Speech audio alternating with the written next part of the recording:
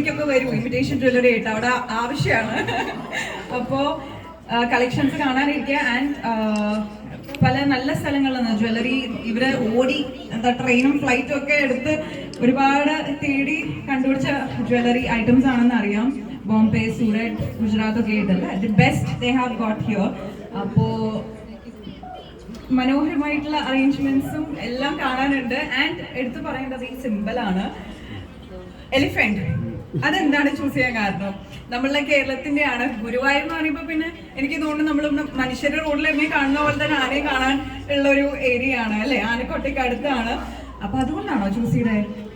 കേരളത്തിന്റെ എപ്പോഴും നമ്മളൊരു അഭിമാന ചിഹ്നമായിട്ടാണ് ഈ ആനയെ കാണുന്നത്. ഒരുപാട് ആനപ്രേമികളുണ്ട്. പക്ഷെ അതിനെ ദോഹിക്കുന്നതിനപ്പുറം നമ്മളതിനെ ഒരു സിമ്പിളിക്കായിട്ട് ഞാൻ ഒരുപാട് ആനയുടെ എലിഫന്റിന് വേണ്ടി ഡിസൈൻ ചെയ്ത് ഇപ്പോൾ എല്ലാവരും ആഫ്രിക്കൻ എലിഫന്റ് ഉണ്ട്. ഒരുപാട് പൈസ പോയി. ഇപ്പൊ എന്റെ നാട്ടുകാരൻ ജയലാലിനോട് പറഞ്ഞു, ഉത്സവത്തിലൊക്കെ വലിയ കമ്പളമാണ്, ഒറ്റയടിക്ക് അവൻ ചെയ്തു തന്നിട്ടുള്ള ടെമ്പിളാണ് ഇത്. Inspired from Sabyasachi royal Bengal tiger. Sabyasachi Kerala Sabyasachi. അതെ, കേരള സബ്യസാജി ആവട്ടെ എത്രയും വേഗം. എനിക്കും അതാണ് കണ്ടപ്പോൾ പെട്ടെന്ന് റിമൈൻഡ് ചെയ്തത്. ബട്ട് എന്തായാലും അടിപൊളിയായിട്ടുണ്ട്. എന്തായാലും ആ ഒരു ഗാംഭീര്യത്തോടുകൂടെ തന്നെ തുടങ്ങി മുന്നോട്ട് സക്സസ്ഫുൾ ആയിട്ട് പോകാൻ സാധിക്കട്ടെ എന്ന് ഞാൻ ആശംസിക്കുകയാണ്.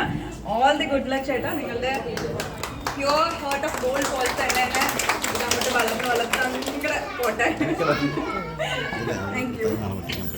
Thank you Malu. Thanks.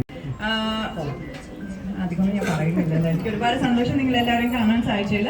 And medias also എല്ലാവർക്കും നന്ദി കേട്ടോ. Thank you.